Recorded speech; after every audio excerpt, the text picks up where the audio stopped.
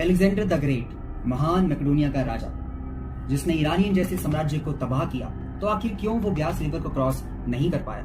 और क्या हिमाचल प्रदेश के कुल्लू जिले में बसने वाले मलाना गांव के लोग वाकई में एलेक्जेंडर के वंशज थे?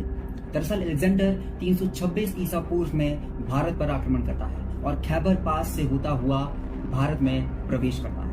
वो भारत की अपार संपदा और डिवाइड पॉलिटी को देखकर यहाँ आक्रमण करने के बारे में सोचता है, जहाँ उसका सामना सम्राट पौरस से होता है।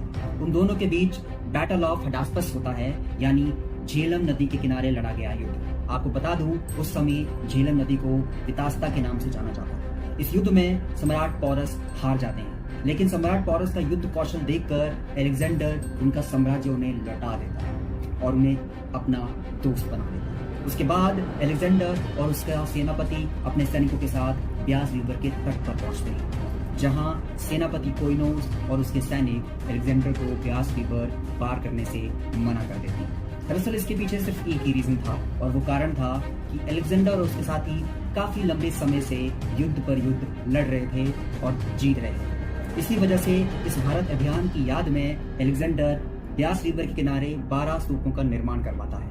आज की डेट में वो स्तूप ध्वस्त हो चुके हैं। उसके बाद एलेक्जेंडर अपने साथियों के साथ यहाँ लगभग 19 महीने रहता है और सेल्यूकस निकेटर को अपना गवर्नर घोषित करने के बाद एलेक्जेंडर वापस लौट जाता है। लेकिन रास्ते में बेबीलोन यानी आज का इराक, वहां सिकंदर की मात्र 33 वर्ष की उम्र में मृत्यु हो जाती है। आपको बता दूं कि हिमाचल प्रदेश के कुल्लू जिले के मलाना गांव में रहने वाले लोग वही लोग हैं जो ब्यास नदी के तट पर रुक गए थे और बाद में हिमाचल की पहाड़ियों की तरफ बढ़ते चले गए और मलाना गांव में बसे। ये लोग अपने आप को सिकंदर का वंशज कहते हैं और इस गांव में जिस देवता का शासन चलता है उन्हें जामलू देवता के नाम से जाना जाता है, जो दरअसल जमदग्नि ऋषि के रूप है।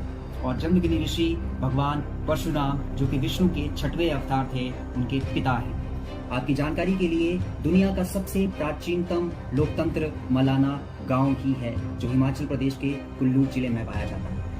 अब सवाल उठता है कि एलेक्जेंडर के द्वारा 326 बीसी में किया गया भारत पर यह आक्रमण इतना महत्वपूर्ण क्यों था? दरअसल ये वही आक्रमण था जिसकी वजह से इंडियन हिस्टोरियन को इंडियन हिस्ट्री की क्रोनोलॉजी समझने में मदद मिलती है। नंबर 2, इससे हमें कॉइनेज, एस्ट्रोलॉजी, आर्किटेक्चर, स्ट्रक्चर जैसे कि गंधारा स्कूल के बारे में जानकारी मिलती है। चंद्रगुप्त मौर्य के टाइम पे आया मैक्सिनिस, जिसने इंडिका नाम की बुक लिखी, उसने मौर्य एम्पायर की सामाजिक, आर्थिक और राजनीतिक व्यवस्था का वर्णन किया है, जिसमें 7 कास्ट सिस्टम, मनी लेंडिंग या फिर भारतीय उस समय स्लेवरी से फ्री थे, ये सब बातें उस बुक में विद्यमान थी। इसके अलावा इंडिया और ग्रीक के बीच में व्यापारिक रिश्तों का आदान प्रदान हुआ और मौर्य एम्पायर ने नॉर्थ वेस्ट इंडिया की तरफ देखना शुरू किया। I hope you like this video and the facts. Like and subscribe @Manoj Rana 24.